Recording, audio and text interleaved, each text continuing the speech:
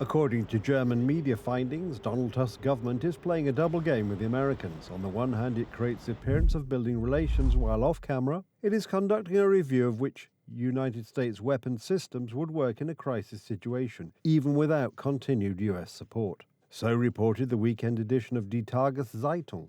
If the Daily's editorial board's findings turn out to be true, it means that contracts with the Americans are at risk. Long-term arms contracts with US arms manufacturers may be cancelled and replaced with European contracts. The situation is more serious than just this publication because we know that there is a realistic plan to limit the possibility of spending. Żeby ograniczać możliwości wydatkowania środków na zbrojenia. In other words, Germany leads in Brussels want to impose an obligation to buy weapons only in the European Union. And what does that mean? It means that in German industry, because even recently the funds distributed by the European Union went to the German Rheinmetall company. In recent years, Germany's arms industry has faced challenges from loss of contracts and a decline in arms exports. According to a current report by the Stockholm International Peace Research Institute, Germany ranked as the fifth largest arms exporter in the world, recording a decline in its share of the global arms market.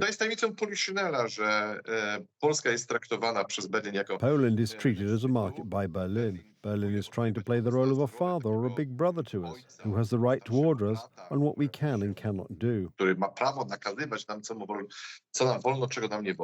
Taking into account the current policy of the European Union, in which the Germans have a significant voice, it can be assumed that the publication on the page of the daily newspaper TAZ is not just a media throw-in. Explanation of such activities can be sought in the scientific literature under the terms media operations, narrative campaigns, or information warfare.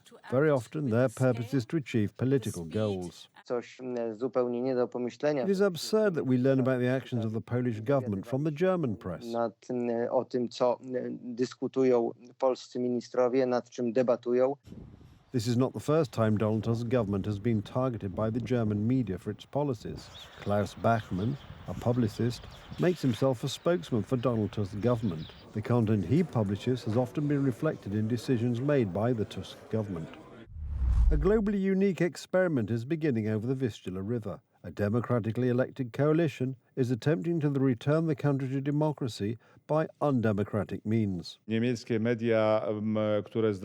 German media, which seems even to be dictating what Prime Minister Donald Tusk should do and playing with Polish security.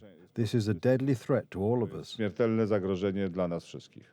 German armaments companies, by funding analyses and reports, are trying to influence the formation of a defense policy in the European Union. Germany will want to benefit from their industries, such as their companies like Rheinmetall.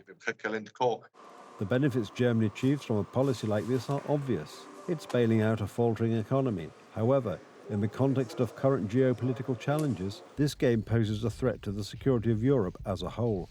We cannot allow ourselves solutions that may be completed in 5 or 10 years. Germany openly declares an anti-American policy and points to China as a possible alternative. What's more, they are pushing the scenario of building a European defense system competing with NATO.